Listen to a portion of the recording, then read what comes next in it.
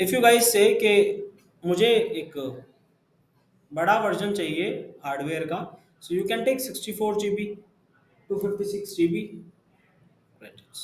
Memory, ठीक है। 256 GB की मेमोरी मिल जाएगी और ये वर्चुअल कोर मिल जाएंगे। अब आप देखोगे तो यहाँ पे जनरल पर्पस की फॉर्मेट में चल रहा है, ये नॉर्मल बताया गया है वर्जन इसके। आप चाहते हो कि मैं कंप्यूट ऑप्टिमाइज लूँ, कंप्यूट ऑप्टिमाइज मतलब यहाँ पे कंप्यूटेशन मुझे अच्छी मिल जाए, तो इसने कंप्यूटेशन के हिसाब से सिस्टम बना रखे हैं, ठीक है। 60 GB memory, 36 virtual course CPU and dedicated EBS elastic block storage की 400 MBPS की स्पीड स्टोरेज से कनेक्ट करने के लिए। यहाँ पे है मेमोरी ऑप्टिमाइज मतलब जहाँ पे आपको हाई मेमोरी मिल जाएगी, 8 GB 32 GB 64 GB 128 512 GB memory तक आपको यहाँ पे। यहाँ एक ऑप्शन आया था बीच में, वो दोबारा हट गया, पहले था नहीं। कौन सा? यहाँ पे एक सीपीयू क्रेडिट करके ऑप्शन आ गया था। वो T2 माइक्रो में देता है सिर्फ।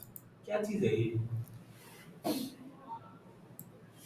If configured as T2 limited, charges may be available if CPU exceed this.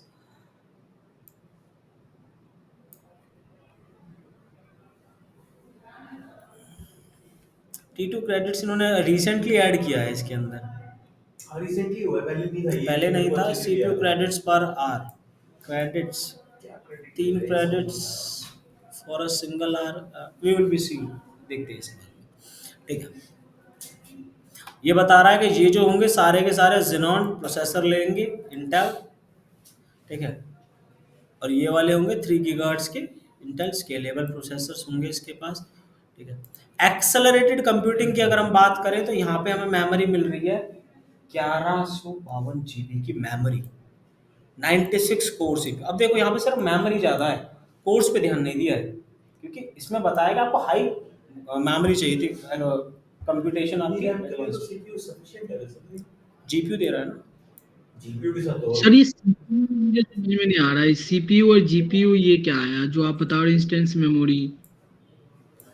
ये रैम है, मेमोरी, ये वर्चुअल कोड्स होते हैं। जैसे अब आप हार्डवेयर को देखोगे तो क्या होता है कि जैसे मेरा i7 है, ऑक्टा कोर होते हैं, ऑक्टा कोर आती है, i7 ऑक्टा ओके। कोर होते हैं, मोस्टली ऑक्टा कोर ही होते हैं सारे के सारे, ठीक है। तो ये कह रहा है कि इसमें i7 i5 नहीं चल रहा, ये कह रहा है कि इतने कोर्स ऑफ सीपीयू मैं आपको दूंगा which will be running smoothly. एक जीपीयू के अंदर 4 सीपीयू की पावर होती है, 4 ही होते हैं ना। एक GPU is equal to 4 CPU, तो ये कह रहा है कि करीब करीब 32 सीपीयू यहाँ से मिल जाएंगे आपको और 96 सीपीयू यहाँ से मिल ही रहे हैं। And directly 1152 GB RAM and 320 GPU memory is available for GPU processor, क्योंकि जीपीयू लगे हुए हैं तो इसके लिए भी इसने प्रोसेसर लगा रखा है। स्टोरेज की बात करें, 1000 GB की SSD लगी पड़ी हैं,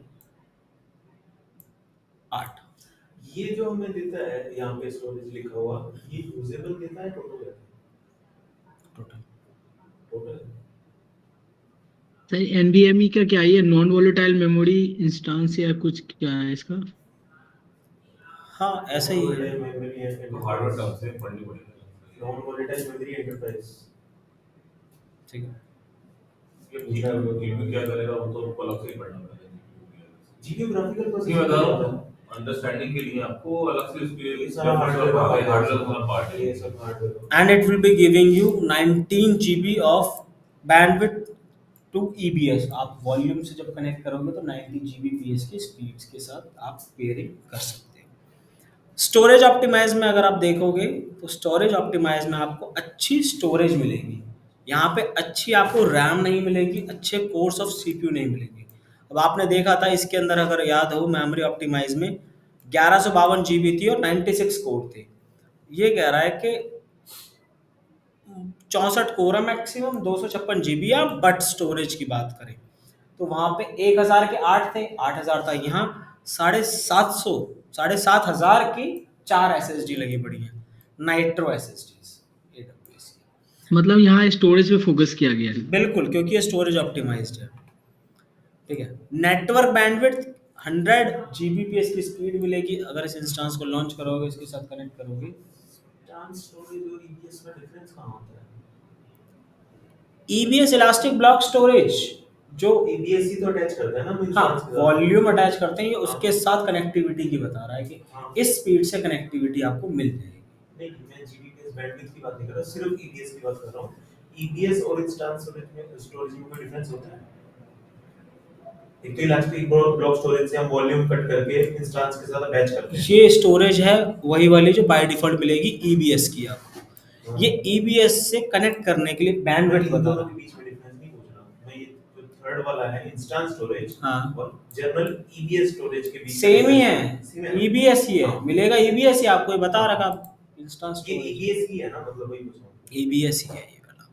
ठीक है, उसमें हम डिफाइन कर देते T2 माइक्रो हम लॉन्च करता है, अब तक हाँ। हमें डिफाइन करने की जरूरत पड़ती थी, हाँ। बट ये फोकस्ड है इसका इंस्टेंस स्टोरेज पे, तो ये बाय डिफॉल्ट मुझे 30,000 जीबी का एसएसडी दे रहा है, ये है फंक्शन। ठीक है, हाई परफॉर्मेंस कंप्यूटिंग ऑप्टिमाइज्ड और ideal for build to offer best performance to running HPC workload at scale. इसमें 1024 की मेमोरी मिल रही है और करीब करीब आपको 15,000 की एसएसडी मिल रही है और 25 जीबीपीएस की नेटवर्क बैंडविड्थ मिल रही है, मतलब इंटरनेट से कनेक्टिविटी की बैंडविड्थ। ठीक है, इंटरनेट से कनेक्टिविटी मतलब जब इस मशीन के अंदर आप इंटरनेट स्पीड काम करेंगे तो उसको आपको 25 जीबीपीएस की वो स्पीड मिलेगी। एचपीसी क्या है इसमें दिया है तो खुद को हम एचपीसी हाई परफॉर्मेंस कंप्यूटिंग, अच्छा दीज आर ऑल दोस्त। ठीक है, इसी के हिसाब से चीज़ों को डिजाइन तो ये सब प्रीडिफाइंड इंस्टेंसेस है, this is only for dedicated infra, और ये हम जब ईसी मतलब नॉर्मल बनाते हैं ऑन डिमांड तब भी हम ऑप्शंस तब भी ऑप्शन चूज कर सकते हैं, ऐसा कुछ नहीं डेडिकेटेड के लिए, वी कैन चूज ऑप्शंस। ठीक है, चलो इसके बाद आते हैं जरा एक इंस्टेंस क्रिएट करते हैं, सारे ऑप्शंस आज हम देखते हैं। ठीक है, तो मेरे पास एक, मैं as I am user log in कर रहा हूँ, मेरे पास बना पड़ा है।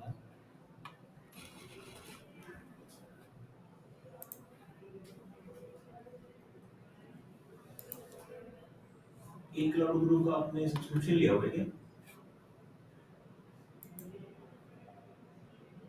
हाँ, सब्सक्रिप्शन लिया हुआ है। कंपनी दे रही है, कंपनी दे रही है, बांट रही है। हमारी कंपनी बांटती है, अंधा पैसा खर्च करती है अपने एम्प्लॉयज पे। एटॉस, सर हाँ पढ़ो बैठ के। बोलो बोलो। मैडम कि किस चीज पे अंधा पैसा खर्च कर रहे हैं? क्या बोल रहे हैं? दोबारा बोलना, आवाज नहीं आई, कट गई। मैडम सर किस चीज पे हमारे सर्टिफिकेशन ऊपर, के लिए कह रहा हूँ हमारे ऊपर पैसा खर्च कर रही है। और एडवोकेट की बात। ओके। पता लगा तुम बोले एडवोकेट की बात। कोई भी समझ समझ में उगड़ वालों ने यूज कर रहे हैं। यार ये चाय कॉफी के बहुत छोटे लालच होते हैं, कितने के आ जाते होंगे, 1,000 रुपये पर डे मैक्सिमम बता दो कि ऑफिस की चाय कॉफी, ये तो बहुत छोटे हैं। कैब सर्विस क्लाइंट से जो पैसा आता है ना, डॉलर उसके मुकाबले जो आपको सर्विस दी जाती है ना के बराबर है। 20 टाइम 30 टाइम ज्यादा चार्ज करते हैं, इतना पे करते हैं। मैंने बिलिंग देखी है, हमारी बिलिंग, शर्म भी आती है बताने में, क्लाइंट से बिलिंग होती है हमारी $45 पर आवर, तो अप्रॉक्स कहीं ना कहीं 8 घंटे की बिलिंग होती है पर डे की,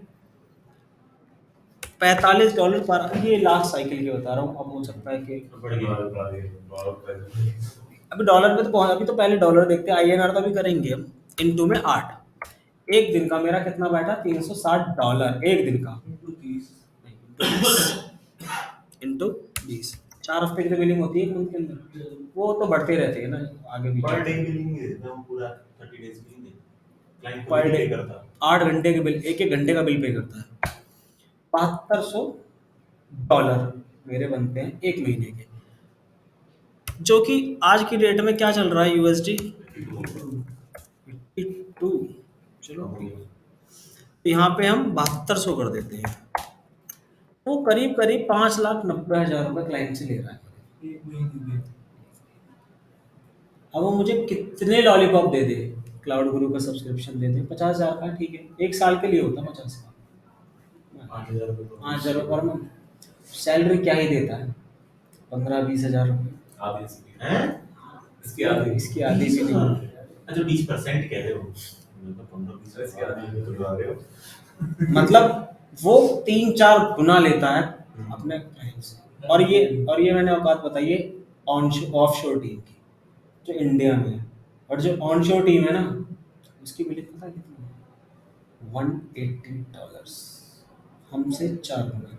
काम उतना ही आता है उन्हें, उतना भी ना आता उतना करते भी नहीं है। खैर करते तो हम भी उतना ही नहीं है, करते हम भी 1-1.5 घंटे ही है दिन में, आता नहीं है उन्हें। तो इसको आप 4 से मल्टीप्लाई कर दो, इस अमाउंट को। करने वाले थे क्या? कर दिया। कर दिया मल्टीप्लाई। 23 लाख हो गए ना। करीब करीब 23 लाख। तो उनकी बिलिंग होती है 23 लाख की, 1 महीने की। हाँ 1 महीने की। उन्हें कितने? 20 दिन की। 20 दिन की। पहले बात प्रॉपर करो, 20 दिन प्रॉपर सर्विस है प्रॉपर। लाख रुपए दिन से ज्यादा की। बट उन्हें भी कितना मिलता है? उन्हें 5 लाख मिलता होगा मैक्सिमम महीने का। 5 लाख बहुत होते हैं। अच्छा, उसमें मतलब आप लोगों को कंपनसेशन में कोई डिफरेंस होता है? ये पल्स वगैरह में सैलरी सेम ही होती होगी, लेकिन शायद ऑनशोर की और ऑफशोर की इंसेंटिव मतलब कैसे करते हैं? नहीं, पे स्लिप पूरी टोटली डिफरेंस है। अच्छा, इंसेंटिव के नाम पे क्या, वो ऑफिस के पास जो है वो तो हमारे पास नहीं है क्या? वो तो ऐसा नहीं कि इंसेंटिव तो आप ऑन शोर हो तो ज्यादा आपको इंसेंटिव्स मिलेंगे, ऐसा कुछ ऐसा नहीं है। ऐसा नहीं है। उनका अलग है पे स्केल, हमारा पे स्केल अलग है। हम इंडिया के मजदूर हैं, वो यूएस के मजदूर हैं। तो स्किल सेम है तो फिर डिफरेंस क्या है? बस हमको आज उसकी वैसे हमको डॉलर में पेमेंट होती है या रुपीस में पेमेंट हम होती है? यूएस मतलब आप ऑफशोर क्यों नहीं जा रहे और आप ऑनशोर क्यों? मतलब व्हाट इज मतलब क्या कैसे हाउ यू डिटरमाइन किया कि बंदे है इंडिया में, आउटसोर्सिंग की है ना इंडिया में। नहीं मतलब क्या पैरामीटर्स क्या है कि आपको ऑफशोर रखना है ऑनशोर रखना है बेसिकली? आप ऑनशोर जाओ, ऑनशोर में जाके जाओ लोग, या आपको ऑनशोर भेजा जाएगा तो आपका पे स्केल वो मिल जाएगा। भेजने का क्या क्राइटेरिया है, ये पूछना चाह रहे हैं। मतलब अगर मतलब आपको क्या सैक्रिफाइस करना पड़ेगा कि जब शिफ्ट टाइमिंग डिफरेंट होंगी आपकी, आपको साइट पे जाना पड़ेगा, वहां जाना पड़ेगा? हाँ, पहली बात तो ऑनशोर होना पड़ेगा आपको, क्लाइंट साइट क्लाइंट लोकेशन पे होना पड़ेगा, उसके साथ होना पड़ेगा। हो सकता है कि सीएनए के अंदर जाके बैठना पड़े, ठीक है, ये होगा। सारी चीज़ें हैं जो भी हैं, यूएस के पेरोल्स वगैरह, जो उनकी 402 पॉलिसी होती है, पता नहीं कोई स्टॉक्स वाली पॉलिसी होती है कि कंपनी में इतना पैसा इन्वेस्ट करते हैं, स्टॉक्स में कुछ ऐसा होता है, ठीक है। सॉक्स मिलते हैं। हाँ, कंपनी स्टॉक्स मिलते हैं, ठीक है। तो लेट्स सी कि how we can create a instance in our AWS cloud. Console का एक्सेस सबके पास है, अकाउंट सबने बना रखा है, ऐसा तो नहीं है कि किसी को अकाउंट बनाना सिखाना है, नहीं ठीक है। सर्विसेज पे चलते हैं, आपको सर्च करना है EC2। When you click to the EC2, you will be seeing this.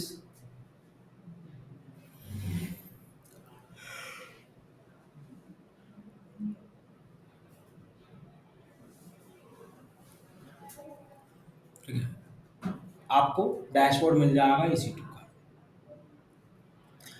EC2 के डैशबोर्ड में आपको लेफ्ट साइड में दिखेगा इंस्टेंस। इंस्टेंस पे क्लिक करोगे, आपको दिखेंगे सारे के सारे इंस्टेंस जो भी आपके रनिंग है, स्टॉप है, टर्मिनेटेड है, all those up and down Scrolls. आपको जाना है लॉन्च इंस्टेंस पे क्लिक करना है। लॉन्च इंस्टेंस पर क्लिक करने के बाद सबसे पहले टैग है। टैग ये है कि इस नाम से मैं अपने कंसोल में देखना चाहता हूँ इस मशीन को, चाहे मैं लिख सकता हूँ सर्वर 1 सर्वर 2, मशीन का इंटरनली इसका कोई लेना देना नहीं है, तो मैंने इसका नाम रख दिया सर स्क्रीन को फुल स्क्रीन कर दो ना, मतलब छोटा सा दिखाई दे रहा है ये।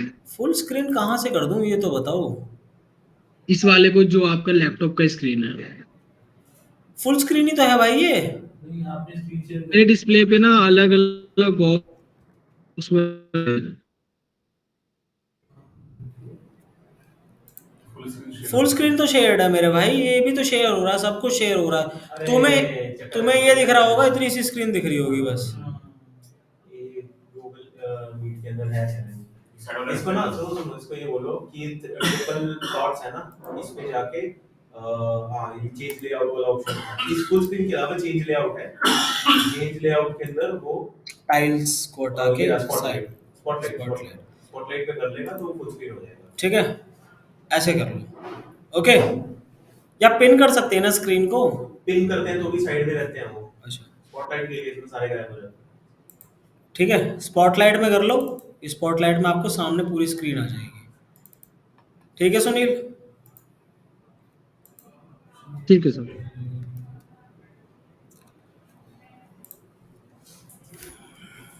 सर्वर टैग्स, ठीक है। नेक्स्ट, कौन सा ऑपरेटिंग सिस्टम आप चूज करना चाहते हैं? आप उबंटू का चाहते हैं, आप विंडोज का चाहते हैं, आप रेडिट का चाहते हैं, सूजे, सब कुछ है। हम कहते हैं हम विंडोज लेना चाहते हैं। अब विंडोज का ऑपरेटिंग सिस्टम है। अब विंडोज ऑपरेटिंग सिस्टम में ये कह रहा है कि देखो, फ्री टायर एलिजिबल है 1 साल के लिए, हम मानते हैं, बट उसमें सारे फ्री नहीं है, कुछ फ्री हैं, जैसे कि माइक्रोसॉफ्ट सर्वर 2022 में। अब आप ये बोलोगे हमें विंडो 10 नहीं दिख रही है, विंडो 11 नहीं दिख रही, नहीं दिख रही ना, just because of AWS is not a client service, it's a server based service। तो यहाँ पे वो चीज़ें होंगी जो सर्व करने के लिए बनाई गई हैं, जैसे कि सर्वर बेस्ड ऑपरेटिंग सिस्टम। तो client based operating system window 10.7 आपको नहीं मिल सकता। ठीक है, तो हम इसमें से कोई भी बेस, कोर बेस चूज कर सकते हैं जो फ्री के लिए अवेलेबल। ये इमेज है और ये ओएस है, ठीक है। इंस्टांस टाइप, अब आते हैं इंस्टांस टाइप जो हम डिस्कस कर रहे थे। तो जनरली T2 माइक्रो फ्री है, 1 GB रैम और 1 कोर का सीपीयू आपको फ्री में मिल जाएगा। उसके अलावा अगर आप कोई यूज करोगे चार्ज देना पड़ेगा, ठीक है। ये जो सैंडबॉक्स एनवायरनमेंट खोला है, इसमें अगर आप कोई भी इंस्टेंस पेड वाला भी बनाओगे बन जाता है। देखो ना T2 माइक्रो, T2 मीडियम लिया है मैंने, नहीं करना बिल पे, क्या नहीं करना बिल पे, हमें बन जाएगा, बन जाएगा? ठीक है। टेनेंसी सॉरी इंस्टेंस यहाँ पे अवेलेबल है।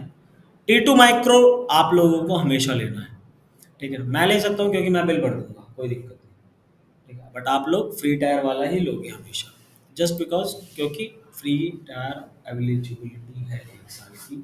अगर आप उस सिनेरियो से बाहर जाते हो तो आपको बिल पे करना पड़ेगा। ओवर करते बात अलग है, वो बात की बात है।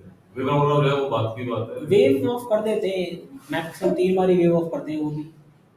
एक कौन सा बच्चा आया था मेरे पास, कह रहा सर मेरा 80,000 का बिल आ गया।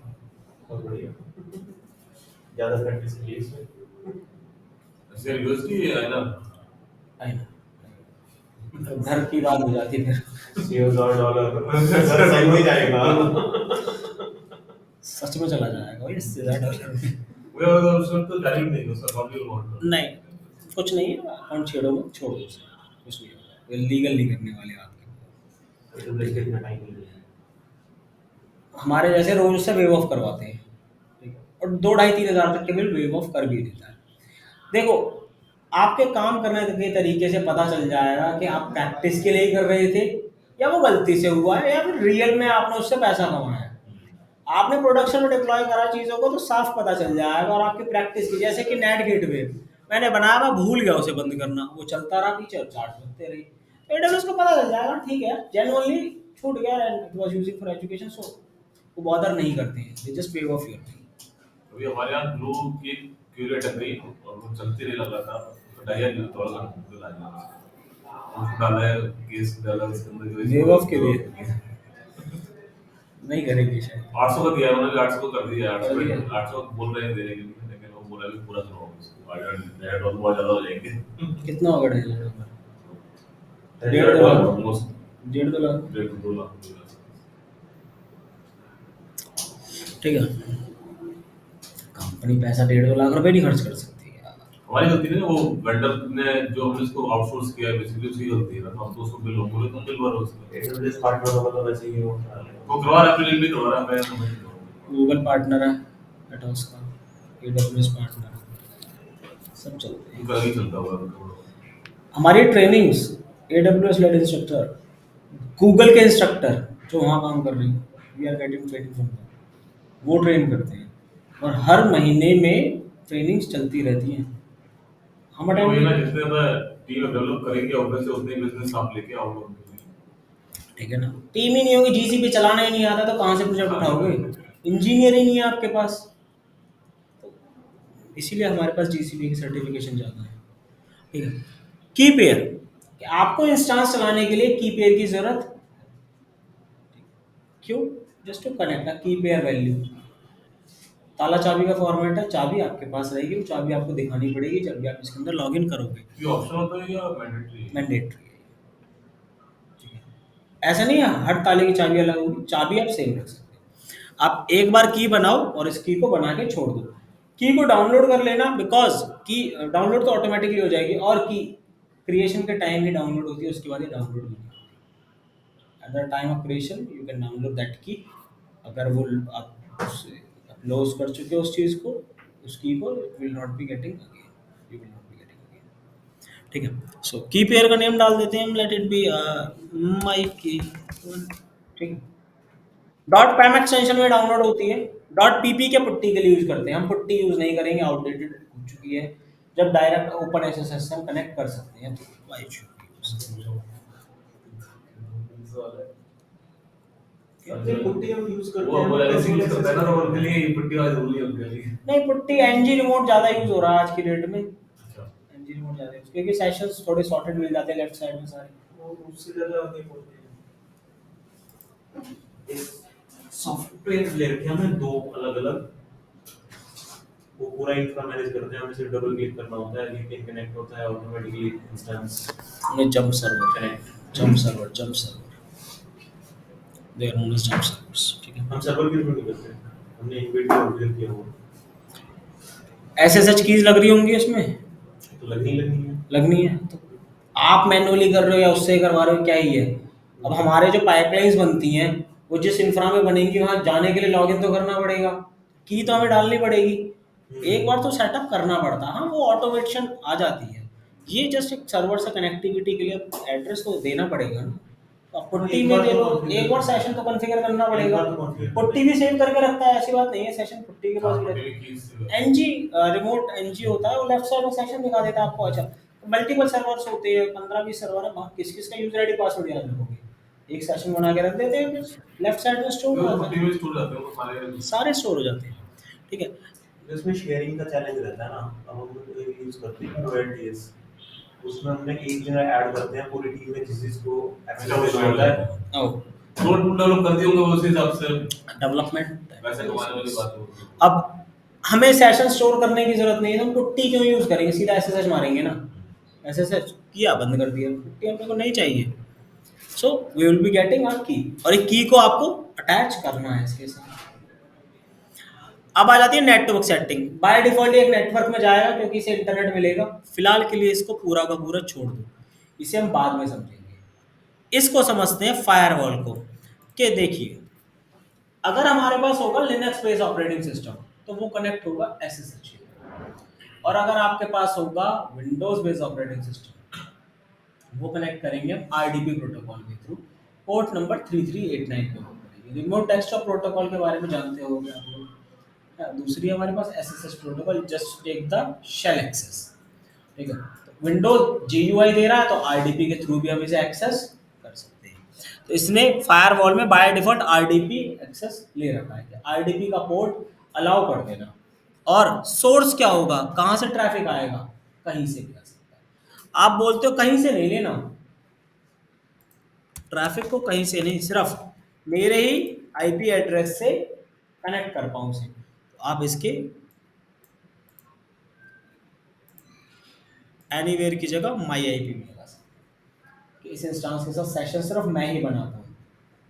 आपके पास की है, इवन तो सब कुछ है, आप सेशन नहीं बना सकते अगर मैंने ऐप अलाउ नहीं किया। एनीवेयर रख लो। 30 GB की इसको स्टोरेज चाहिए, 30 से कम में बात नहीं बनेगी, और 30 GB तक ही फ्री है, इसके बाद चार्ज हो।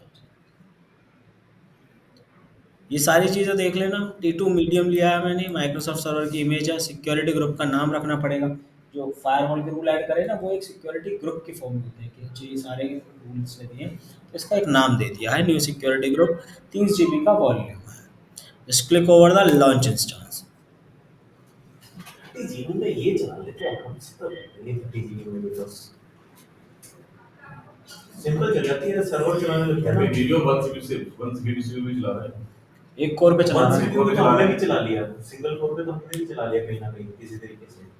बट स्टोरेज समहाउ क्या होता है, एक बार बूट हो जाता है, एक बार रीस्टार्ट करो, दोबारा बूट होने में हालत खराब हो जाती है। 30 जीबी के अंदर अगर करते हैं कैश मेमोरी लोग भी नहीं, प्रोफाइल जो क्या बोलते हैं उसका नाम नहीं याद आ रहा, पेजिंग फाइल्स ही नहीं बनती।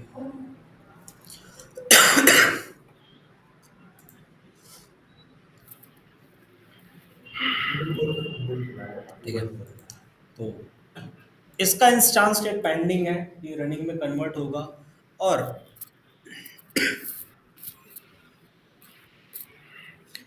इसके 2 स्टेटस चेक होंगे।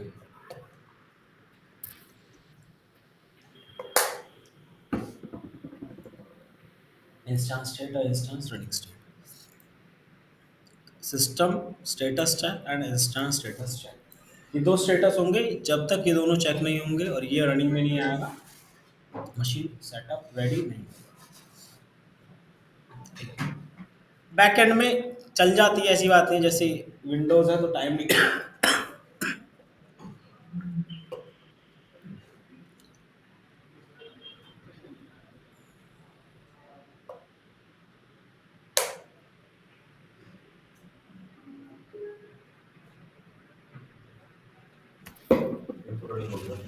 ठीक है, कुछ देर में will be just coming to the initializing mode।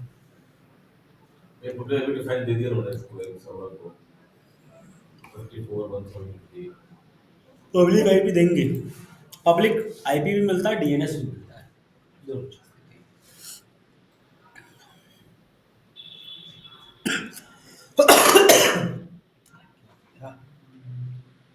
तो आप जैसे डेवऑप्स पे काम कर रहे हैं तो आपको ये इंफ्रा पे काम करने की जरूरत पड़ती है नहीं? जैसे क्रिएट करना है तो ये नेटवर्क वगैरह पे काम तो बेसिकली हम डेटा वेयर हाउसिंग में काम कर रहे हैं अभी जो प्रोजेक्ट चल रहा है। क्लास सर्विसेज में इंस्टेंस स्टेटस इंक्लूड होता है, बट हम वो क्रिएट नहीं करते, जो टीम तो दूसरी टीम, जैसे हम ऐप टीम के साथ काम करते हैं जनरली।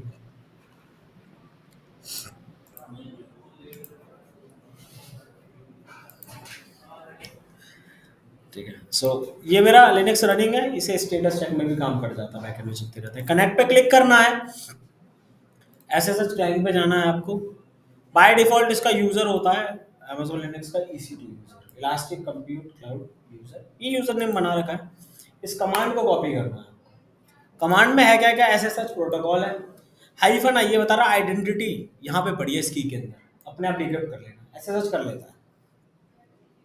यूजर नेम @DNS, ये आपको पता है इसके साथ कनेक्ट करने का एड्रेस है। कॉपी करते हैं, पेस्ट कहाँ करना है, जहां पे आपकी की पड़ी है। मेरी की पड़ी है CD डाउनलोड्स में,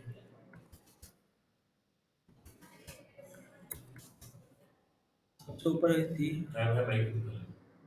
माई की, आज ही बनाइए 16/4 10:30 बजे कुछ सेकंड पहले। राइट क्लिक करा, ये पूछेगा कनेक्ट करना, it's not going to ask password. अब क्योंकि उसमें तो हमने पासवर्ड मैनुअली डिक्रिप्ट किया था, यहाँ पे खुद कर लेगा।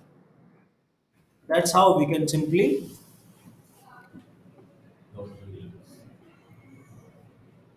Log in to the EC2 Linux। ठीक है, जियो ही नहीं है इसमें एक वर्जन अवेलेबल है GUI का, GUI के केस में कैसे कनेक्ट करता है RDP। लिनक्स पे? एक इमेज है इसकी, मेड टेक्स्ट, इसमें देखोगे सिक्योरिटी ग्रुप ऑलरेडी अपने आप ही कॉन्फ़िगर कर लेगा। RDP SSH दोनों से ठीक है। इंस्टेंस के साथ कनेक्टेड है, बाहर आने के लिए एग्जिट करना है, और इंस्टेंस से बाहर आने के लिए आपको यहाँ से उसे टर्मिनेट करना है। ठीक है, हो जाएगा। So let's wind up for today.